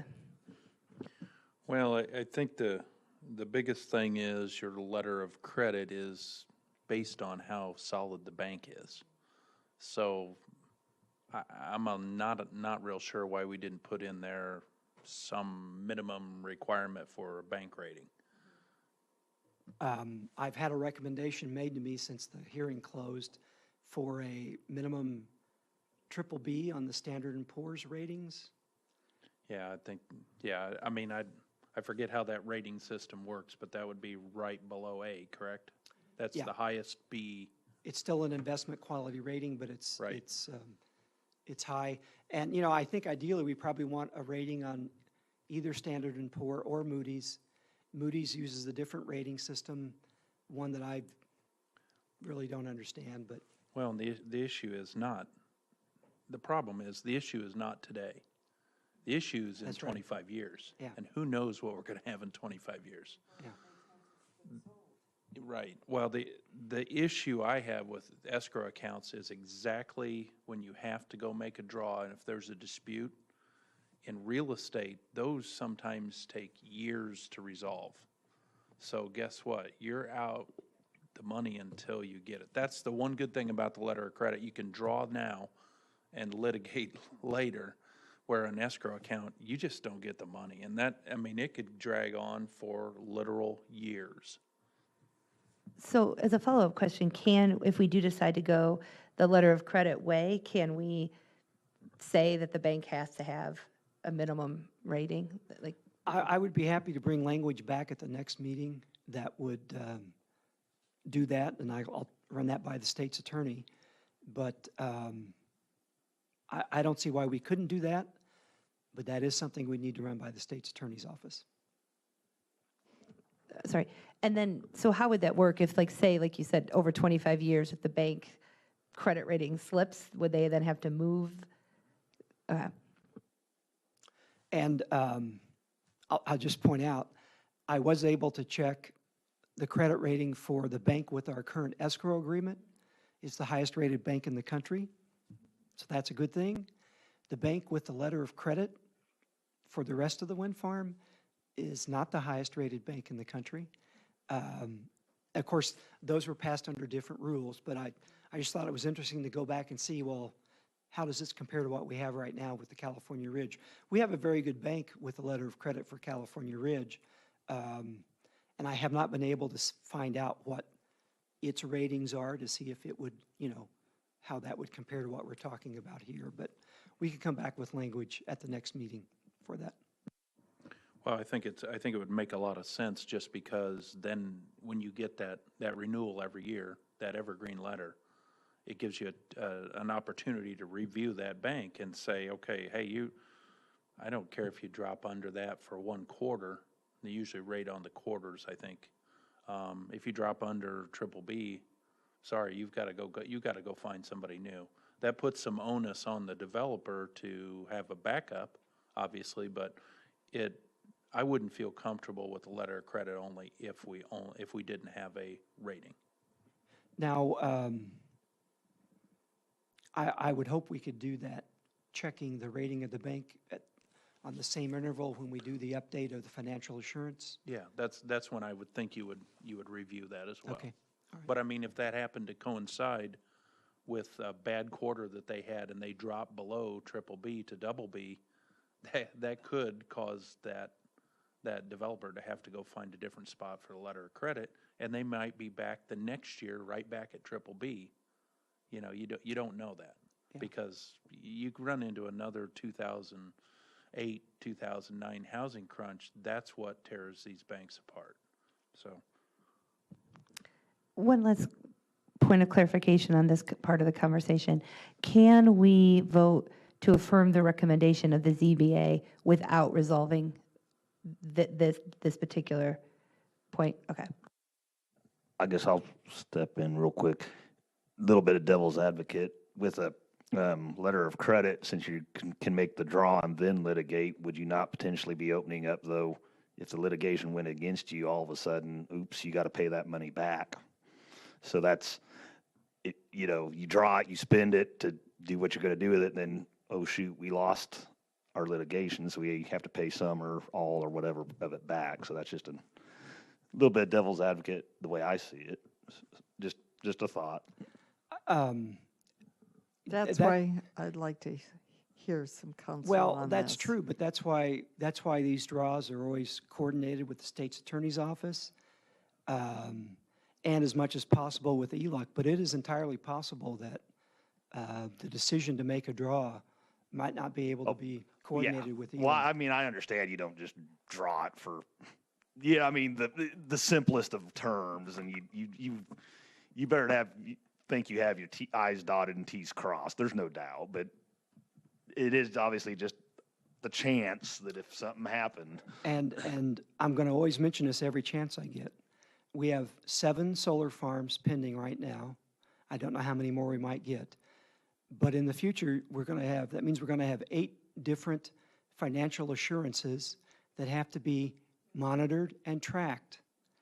And while that doesn't seem like much of a work item, it took us 2 years to get the new letter of credit for the California Ridge. Multiple contacts. I almost made a draw against it just to get the attention of the developer. Your state's attorney's office said, no, I don't think we should do that right now. So this is the most important thing our office does, other than dangerous structures. And, thinking about managing 8 of these in the future, that's a big and important work item. So that even gives me more pause to get some advice, not only from the SA, but from our treasurer on what might be the least onerous approach. And maybe it varies by company. I certainly wouldn't like to see a big mix of this, but And whatever information that we receive, would it be time for us to look at how things are set up in the wind turbine ordinance? I would hope that we could go back and amend the wind farm requirements. That 210% is, it's just an error. It shouldn't be in there. And I mean, if the committee thinks that a letter of credit would be fine for a wind farm, that's great, because right now we're not being seen as friendly to renewable energy. And some of those things are just plain errors that need to be corrected. If we find that a letter of credit would work for a wind farm, I don't know that that's going to spur wind farm development, but it would make it easier on any wind farm development that does come our way. Well, I'm not the financial expert, but it certainly would be a question I'd ask the SA. Does it depend on the complexities of decommissioning or anything like that? One might work better under circumstance A and the other might work better under circumstance B. I had a question, and I didn't, you were too far down the way, so it's going to go back to, I think it was on page 12, and it was about, and I was concerned when I read the ordinance, the ability for a homeowner to waive the right for the landscaping is a little concerning, just because, okay, so I live across from it and I go, hey, it's okay with me. I don't need the landscaping. And I retire in 5 years and I go to sell my house. How are we covering that? So the new homeowner, since I've waived the right to landscaping, have I pushed that upon a new homeowner so they have effectively waived the right as well? Yeah, otherwise you would have to, you'd have to at least reserve the space for screening if you didn't actually require the screening. Yeah, I don't see that as, I don't see that as a positive at all. I think you leave that. If you want to talk about things that possibly hurt home value, I think that's one of them, because I think all of a sudden now you've limited the number of people that may look at your property. I mean, you already maybe did, just because they may or may not want to live next to a solar farm. But once you have to, and by law, as a real estate agent, I would have to tell them, this is the view. You can't, the only thing you could do would be on your own property to shield that. You couldn't require it. Well, they've got it down the road. Well, your seller waived that right because they love to look at the solar farm. Well, I'm not interested in looking at a solar farm. So in essence, you've taken away part of your buyer pool. So I don't know. I think that's one where I think it's great for the person that loves to look at it. I think it's, but I guess they've limited their own value. But I think it's a possibility that we really should consider not having, to be honest with you. Well, I guess that's what I'm thinking, Jim, is that you're kind of doing it to yourself in limiting what, the number of people who may or may not be interested in your house. It'd be kind of like, I guess, if I mean, granted, in the state this is hard to do, but if I put a CAFO of hogs out, get all the permits and everything and build a large swine confinement building out on my property, and the next thing you know, I want to sell off the house lot. I mean, I've automatically limited the people who are going to be willing to buy that house. So I see where you're coming from too, but again, I guess I kind of see it from the idea that you are limiting the other people, but if it's made plain to them when they're buying the house that I don't know if that could be somehow taken care of in the ordinance or made plain. Well, the issue in your example, though, is I put the CAFO there. I derive the income off of it. If I live across the road from a solar farm and I go, man, I love to look at the panels, you're still doing it to yourself. I get it. You wonder whether that's, Yeah, I think I'm in Wise. agreement, like, yeah, if you make a decision that down the road limits your buyer pool, you made that decision, right? Like, you could have said, put the bushes up, right? So So why is it in here that somebody can waive that right? Because then that creates all kinds of inconsistencies. We had a lot of people testifying that they wanted to see cropland. They didn't want to see a screen. They didn't especially want to see a solar farm, but they just didn't like the idea of being screened in with all these trees. I don't know. That was the discussion at the time. Something that has struck me as I read all of this, that every year the crop can change. It could be corn, it could be soybeans, it could be wheat, whatever. This is a 25-year at a minimum statement. There are many houses in this community that don't last 25 years. Especially, he said that, I didn't say that.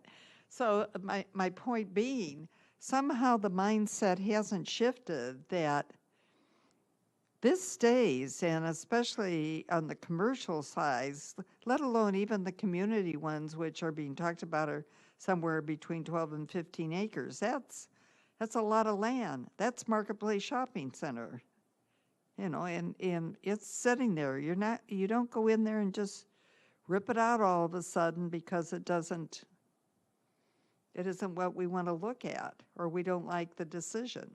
It's there. And we got to think of consistency, the long term. It's not going to change. It's going to be there.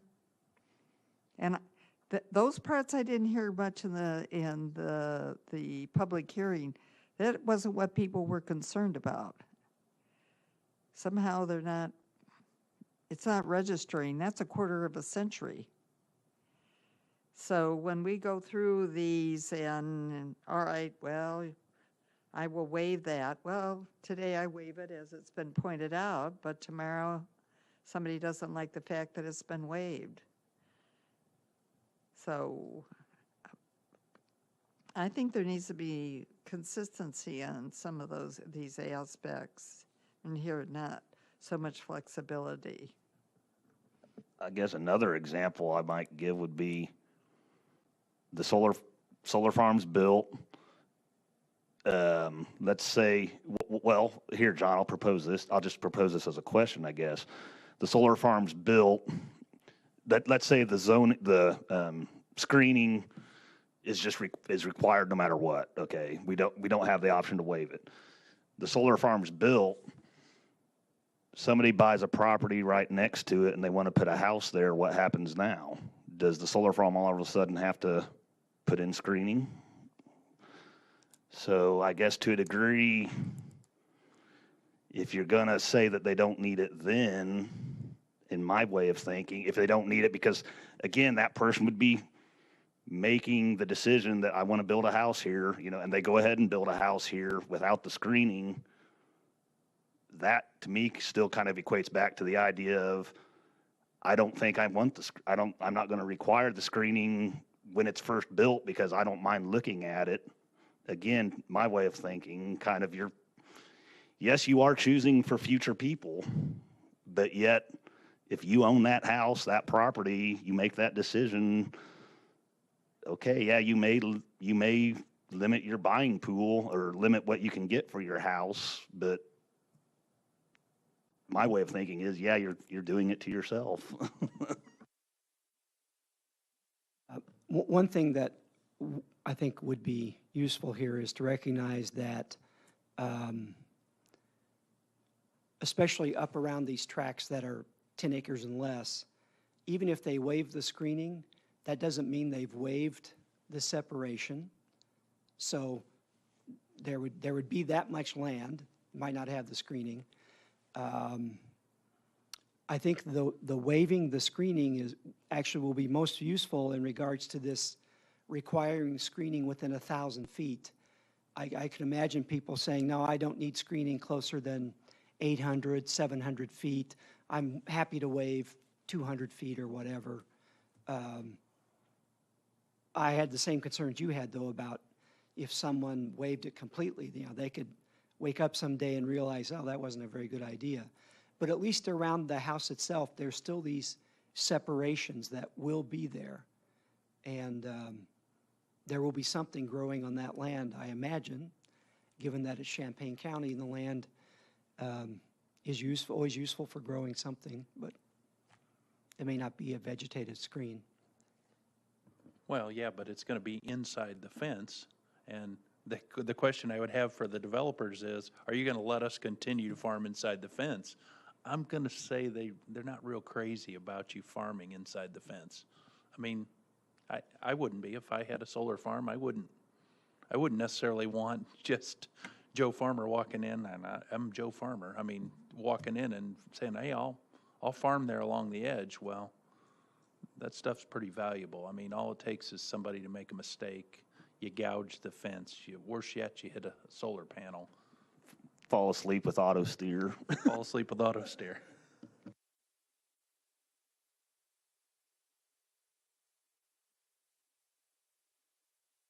It's happened.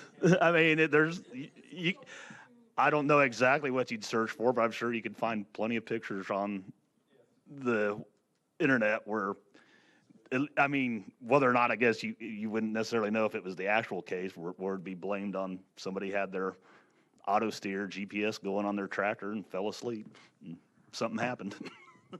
Now, one thing so right now I understand the committee's interested in possibly requiring only a letter of credit if we can get the bank ratings sufficient to. No, I want to hear the pros and cons, not just one way or the other. From the state's attorney, or more of a legal opinion, correct, Patsy? I mean, that just helped to clarify. Right, and again, I don't have that kind of legal knowledge. Is it same across whether it's 15 acres or 1,300 acres? Is the complexity of the situation, or are there strategies on what we should require for certain size and another strategy for another size? Well, right now we're painting the same brush across everything. What I was going to offer is that, let you know that we have 7 solar farm applications pending. 2 of them I offered to start the very next week after the county board takes action in August, because if it didn't start then, they were not going to go through with their applications this year. So there is some time criticalness here. And in regards to this issue of letter of credit, this might be something that even you can't resolve in time for an August decision, and we could always do a follow-up amendment regarding this issue of escrow account versus letter of credit. So I don't know that we can get this cleared up in August, and I would hope that you would not hold up a recommendation in August just because of that. But well, that if I'm a developer and I don't know what I'm going to need, wouldn't that be a big chink in the armor? You have to know what you need. So if there's... Well, if we can't get it resolved, then what I'm suggesting is we go with the ZBA recommendation for now and then do a follow-up text amendment to change however it is you want it to change. But that would give the solar farm developers that we have in the queue right now all the information they need to proceed with their applications.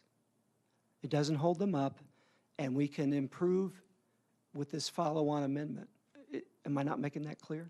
Well, it's me. I understand it perfectly, but if I were the developer and I start a project and I don't know what the end request is going to be, why would I start the project? My point is, you would know, the end request is what the ZBA recommended. You know that in year 21, you have to convert to an escrow account unless the county amends the regulations in this follow-on amendment. Go ahead. I think I'm going to try to fine-tune what I think we're asking for. We would be asking for the state's attorney and possibly the treasurer just to give us an assessment if we went with the letter of credit, would it be putting the county at risk, like financial risk? Patsy said for the bond rating, but would they have concerns if we went down that road? That would be, right, the main question.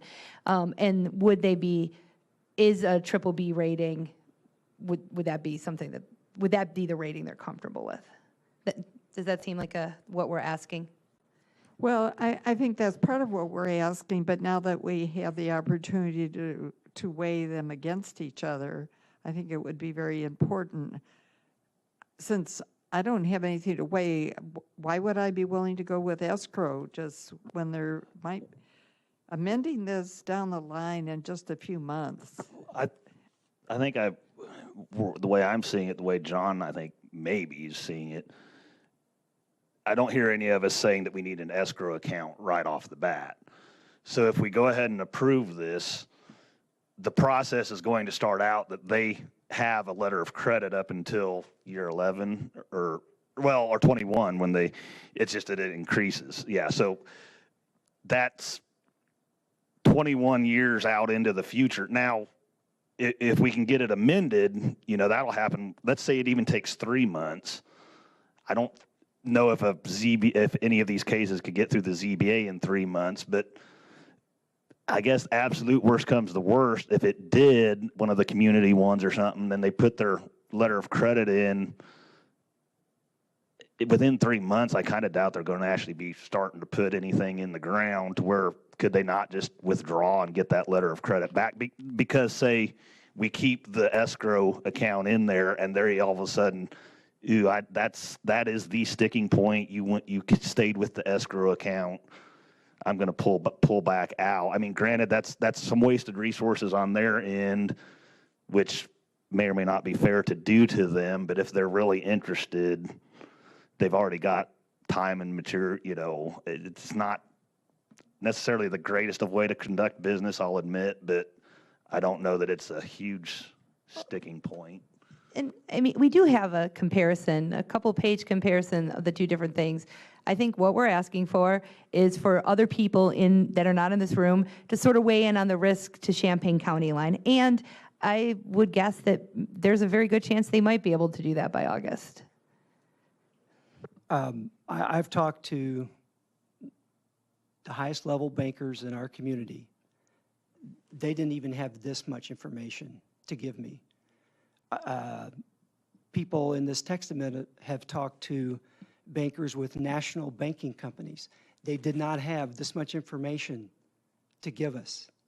This table is all there is. And I'm happy to try to add to it, but this is a thing that not many people worry about. We're breaking new ground. This kind of sounds like.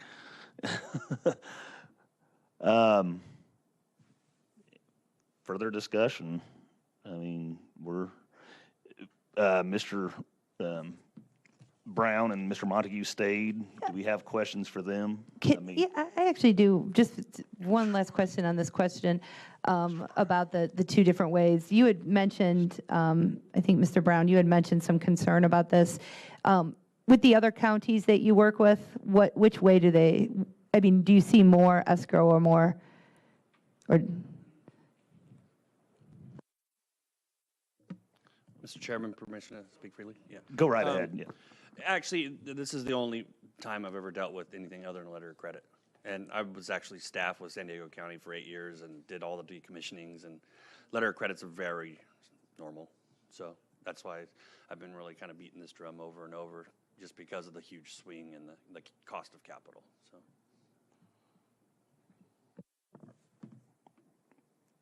Further questions? I mean, not that I'm sure he wouldn't be willing to come back up, but while we have Mr. Brown at the microphone.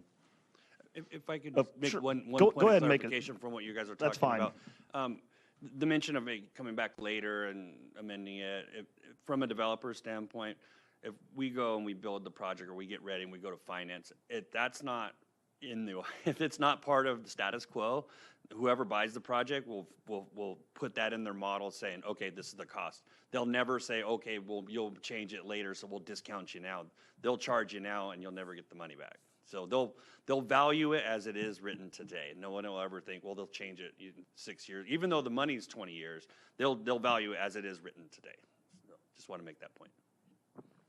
Yeah, okay, I understand that, but if you see what I'm saying, you know, if we can get it amended within, I threw just 3 months out there, of course, but the idea that we get it amended pretty darn quickly, if it can't quite happen in August, hopefully, September, say after at the latest, I would hope that would be quick enough. We wouldn't want to hold up, what's the saying?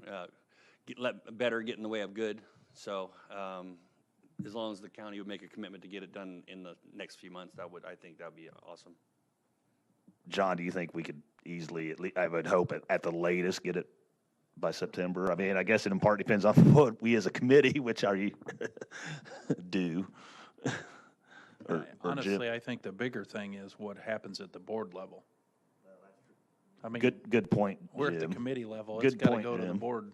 The board level could be the sticking point. So, and maybe there's enough people around that can ask a question and have some level of comfort with the letter of credit, or we take it to where it's written now, and in 21 years you got to have an escrow, and it's, as Mr. Brown said, it's priced that way from the beginning. You know, they're not going to get a discount if we go back and say, oh, we're willing to allow a letter of credit now. So, Good point.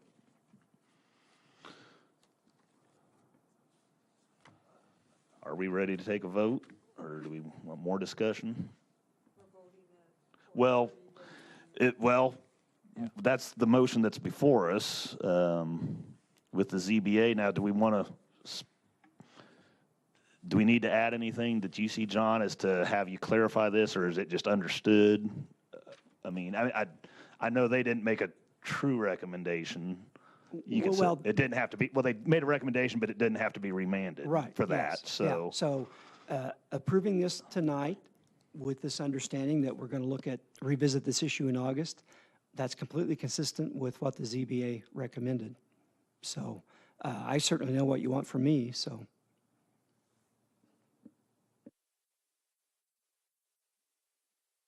Since this vote is just to put it out for a 30-day review, I certainly will support that. I still have many issues in conjunction with the protection of ag land, and Mr. Hall and I will just have to end up disagreeing on the arguments put forth that are compatible with the LRMP, especially the compatibility of existing land use than how it is in the LRMP. But I'm not going to impede it going forward for a 30-day review.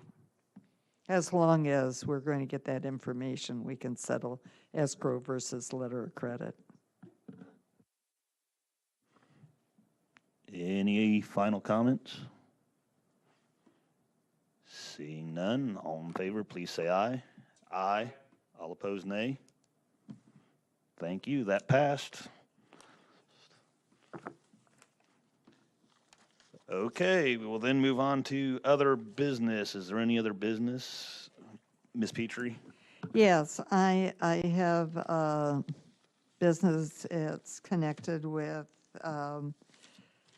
the comments from the folks in Scottwood and the article that was on the front page of the News Gazette. And I've had sort of a heads-up conversation with John about this, and it's not going to be solved tomorrow, unfortunately, if we have an exploratory conversation on how to go about this.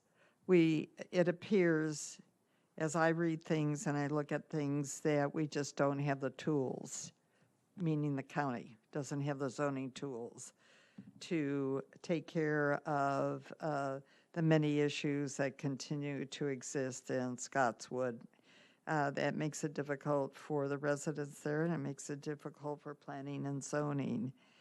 And I did ask John if it's time to step back and look at the county zoning to see what we can do to fine tune that so that indeed John's staff has the tools to go in and get some things straightened up in the Scottswood area. That is, I'm open to other suggestions of what we might be able to be doing, but as I read the quotes here, even the quotes from John and his staff, they are at a disadvantage because their toolbox is not robust, sufficiently robust to handle these kind of situations. So I look forward to John's comments now. If you if you have any, or I mean, since we've this topic's before us, any other comments from the committee, Mr. Goss? Yeah, I took the time tonight to drive through the entire Scottswood subdivision, and I sympathize with the folks that are there. You know, there are beautiful properties that we've seen, and there are properties that, honestly, there's one I saw tonight that I can't believe is not before us now. It's abandoned. It's got a fence around it. Yeah, well, I think it's already been on fire once. So, but there are numerous properties out there that are in complete disrepair. But if we don't have the zoning tools to enforce anything, I think it's time for us to start looking at how we can, because this isn't the only place. I mean, Scottswood, this is the only place that we're getting a lot of complaints. There are a lot of places around that are as bad in certain areas of the county.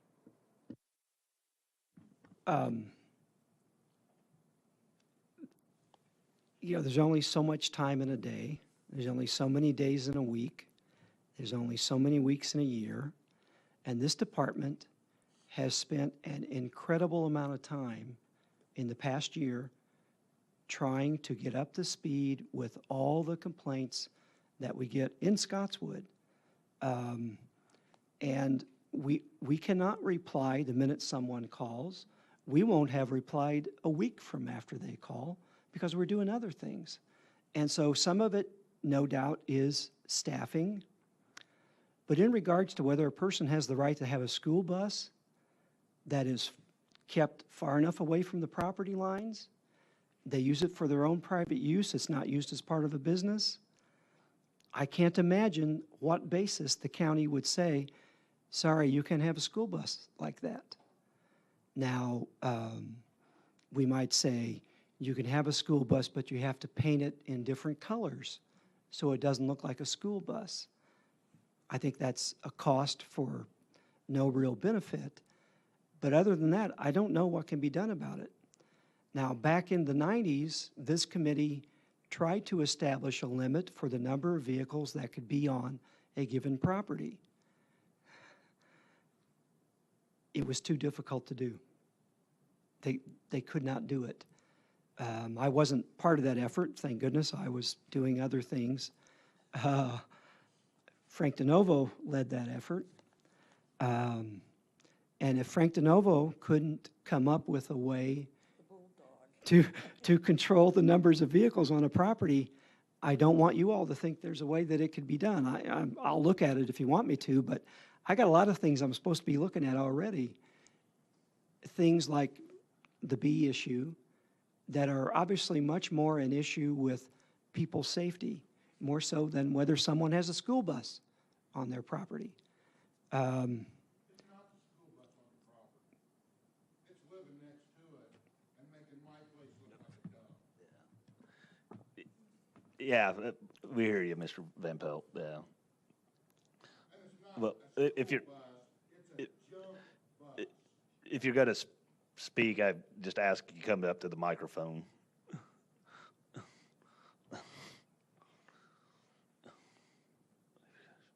I'll let it.